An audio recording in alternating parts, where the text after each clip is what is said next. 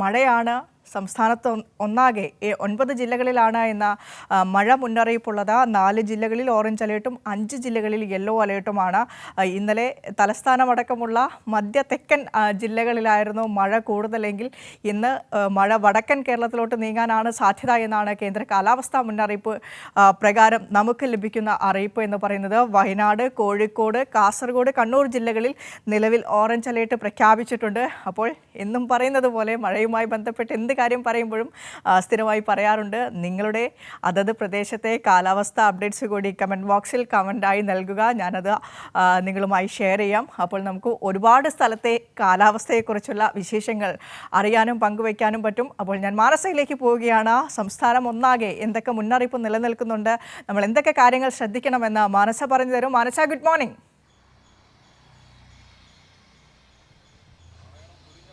Good morning Vinisha. നല്ല മഴയായിരുന്നു ഇന്നലെ രാവിലെ നമ്മൾ ഗുഡ് മോർണിംഗ് കേരളത്തിൽ സംസാരിക്കുന്ന സമയത്ത്. ഇന്ന് തിരുവനന്തപുരത്ത് തലസ്ഥാനത്ത് മഴയൊക്കെ മാറി നഗരത്തിൽ ചെറിയ വെയിലൊക്കെ വരുന്നുണ്ട്.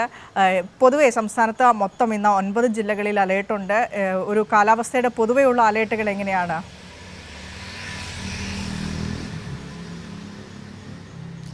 വിനിഷ, കഴിഞ്ഞ ദിവസത്തെ മഴയുടെ തീവ്രത നോക്കുകയാണെങ്കിൽ അതേ രീതിയിൽ തുടരുമെന്ന രീതിയിലായിരുന്നു കഴിഞ്ഞ ദിവസം തിരുവനന്തപുരം ഉൾപ്പെടെയുള്ള ജില്ലകളിൽ മഴ ലഭിച്ചുകൊണ്ടിരുന്നത്.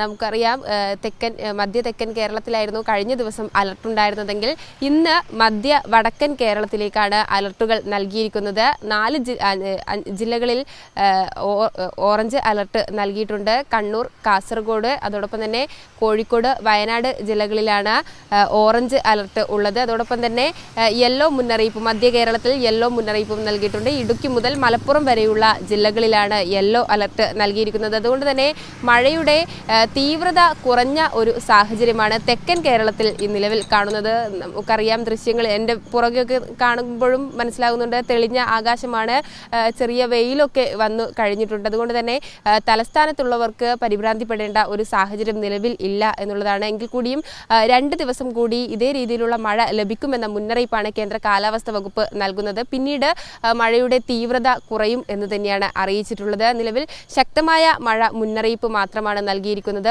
ഓറഞ്ച് അലർട്ടാണ്. അതിശക്തമായ മഴയിലേക്ക് പോകാൻ സാധ്യതയില്ല, അതായത് തീവ്രത കുറഞ്ഞു വരികയാണ് എന്നതാണ് കാലാവസ്ഥാ നിരീക്ഷണ കേന്ദ്രം വ്യക്തമാക്കുന്നത്. നിലവിൽ ബംഗാൾ ഉൾക്കടലിന് മുകളിലായി ഈ ന്യൂനമർദ്ദം സ്ഥിതി ചെയ്യുന്നുണ്ട്. അത് ശക്തി കൂടിയ ന്യൂനമർദ്ദമാണ്. അത് തീവ്ര ന്യൂനമർദ്ദമായി മാറാൻ സാധ്യതയുണ്ട് എന്ന മുന്നറിയിപ്പ് ഉണ്ട്. എങ്കിൽ കൂടിയും കാര്യമായ രീതിയിൽ കേരളത്തെ ഈ മഴ ബാധിക്കില്ല എന്ന പ്രവചനമാണ് നിലവിൽ നൽകിയിരിക്കുന്നത്. അതുകൊണ്ട് തന്നെ കഴിഞ്ഞ ദിവസം പെട്ടെന്നുള്ള ഒരു മഴ, അതായത് നിർത്താതെ പെയ്യുന്ന മഴയായതുകൊണ്ട് തന്നെ വലിയ രീതിയിൽ വെള്ളക്കൊട്ടൊക്കെയും തന്നെ നഗരപ്രദേശങ്ങളിൽ ഉണ്ടായിരുന്നു. അതുകൊണ്ട് തന്നെ താഴ്ന്ന ഭാഗങ്ങളിലൊക്കെയും താമസിക്കുന്നവർ ഇത്തരത്തിൽ അപകട സാഹചര്യം ഉണ്ടാവുകയാണെങ്കിൽ അധികൃതരെ അറിയിച്ച നിർദ്ദേശാനുസരണം മാറി താമസിക്കണമെന്ന മുന്നറിയിപ്പ് നൽകിയിട്ടുണ്ട്. ഒപ്പം തന്നെയാണ് ഈ മഴ കുറഞ്ഞെങ്കിലും നമ്മൾ ഈ ഉരുൾപൊട്ടൽ സാധ്യത മേഖലകളും അതോടൊപ്പം തന്നെ വെള്ളം കയറുന്ന പോലുള്ള അല്ലെങ്കിൽ അപകട മേഖലകളിൽ താമസിക്കുന്നവർ ഇവരൊക്കെയും തന്നെ ജാഗ്രത പാലിക്കണമെന്ന നിർദ്ദേശമാണ് നൽകിയിരിക്കുന്നത്. പ്രത്യേകിച്ചും മലയോര തീരദേശവാസികൾക്കും ജാഗ്രതാ നിർദ്ദേശം നൽകിയിട്ടുണ്ട്. അതുകൊണ്ട് തന്നെ അതീവ ജാഗ്രത കൈവിടാതെ, മഴ കുറഞ്ഞെങ്കിലും അതീവ ജാഗ്രത കൈവിടരുത് എന്ന് തന്നെയാണ് കാലാവസ്ഥാ നിരീക്ഷണ കേന്ദ്രവും സംസ്ഥാന ദുരന്ത നിവാരണ അതോറിറ്റിയും അറിയിക്കുന്നത്. നിലവിൽ മോശം കാലാവസ്ഥ ഇങ്ങനെ തുടരുന്ന ഒരു സാഹചര്യമുണ്ട്. കടൽ പ്രതിഭാസമൊക്കെയും ഉണ്ടായിരുന്നു. അതുകൊണ്ട് ഈ കടലിലേക്ക് പോകുന്നവർക്കും ജാഗ്രതാ നിർദ്ദേശം നൽകിയിട്ടുണ്ട്. കേരള, ലക്ഷദ്വീപ്, കർണാടക തീരങ്ങളിൽ മത്സ്യബന്ധന വിലക്ക് തുടരുകയാണ്. നാളെയും മറ്റന്നാളും കടലിലേക്ക് ഇറങ്ങരുത് എന്ന് തന്നെയാണ് അറിയിച്ചിട്ടുള്ളത്.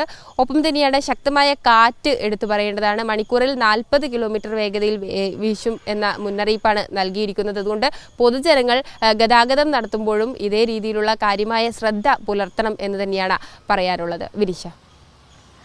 ശരി, മാനസയാണ് തിരുവനന്തപുരത്തെ ഒപ്പം സംസ്ഥാനത്തെ പൊതുവിലെ മഴ മുന്നറിയിപ്പൊക്കെ പറഞ്ഞു തന്നത്.